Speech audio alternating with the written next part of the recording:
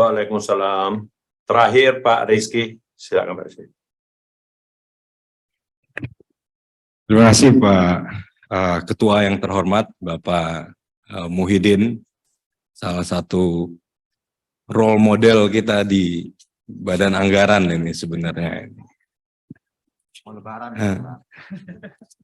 Mau lebaran Ketua, kita harus saling memuji satu sama lain kata. Dan saya ingat betul waktu itu pernah ibadah umroh sama beliau sama Pak Hamka. Waktu syai paling cepat ternyata beliau berdua ini Pak. Kalah saya. Tapi singkat saja Pak Ketua, izin Pak, ini pimpinan saya ada di samping juga Pak Marwan Cik Hasan, sekretaris fraksi kita. Jadi kalau saya disenggol sama beliau, saya langsung diam Pak. Tapi intinya begini Pak, tadi saya datang agak terlambat, tapi saya memantau secara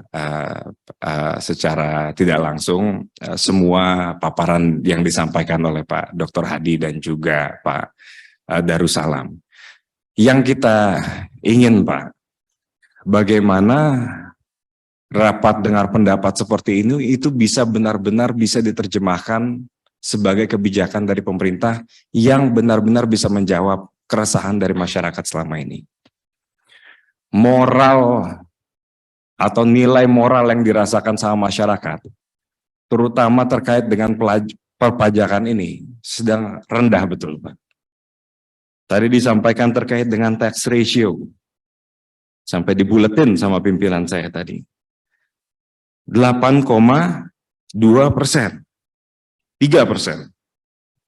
Di bawah Laos. Ini negara yang berpuluh-puluh tahun perang Pak, luar biasa. Nggak pernah ada stabilitas kayaknya, jarang ada stabilitas di negaranya. Tapi bisa mengupayakan untuk menaikkan tax ratio-nya agar sebagaimana mestinya digelontorkan uangnya kembali kepada si orang-orang pekerja keras yang berkeringat setiap hari bayar pajak. Kita di bawah Laos seperti ini rasanya agak malu sebagai anggota Badan Anggaran. Dan saya sekarang lagi ngomong sama Prof atau Pak Doktor, tadi ada beberapa saran yang disampaikan, saya setuju betul gitu loh. Karena setiap kali kita rapat dengan pemerintah nanti dijawab, ini sedang tidak ada kepastian global. Kita sedang hidup di era disrupsi, gitu Pak, kurang lebih. Perang di Ukraina dan di Rusia itu menghambat seluruh program pemerintah dan peningkatan dari kesejahteraan masyarakat. Kami dari Demokrat Pak, kita pernah di pemerintahan, abang saya ini 10 tahun, jadi kita paham betul yang global kepada dalam negeri. Yang kita nggak bisa pahami, itu dijadikan alasan untuk seluruh kegagalan-kegagalan.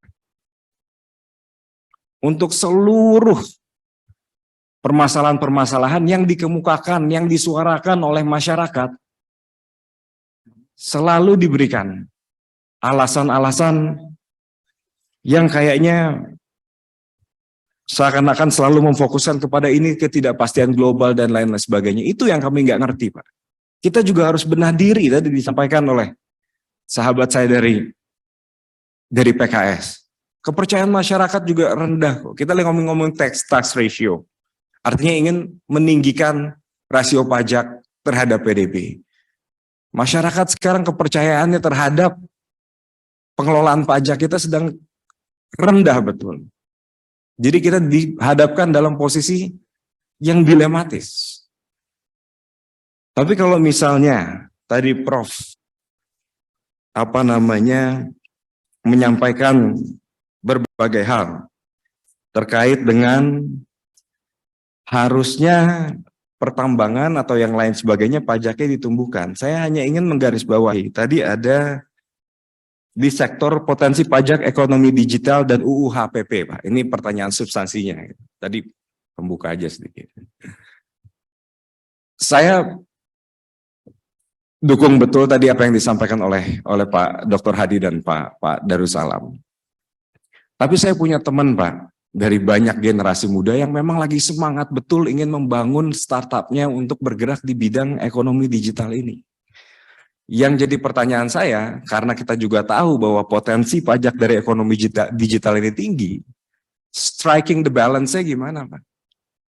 Di satu sisi kita ingin menarik, mendapatkan revenue dari perkembangan ekonomi digital tersebut, tapi di sisi lain, saya juga nggak mau lihat anak-anak muda yang bersemangat, ingin bergerak, aktif di ekonomi digital, membangun startup dan lain sebagainya, sudah dikekang duluan dengan adanya peraturan pajak yang luar biasa.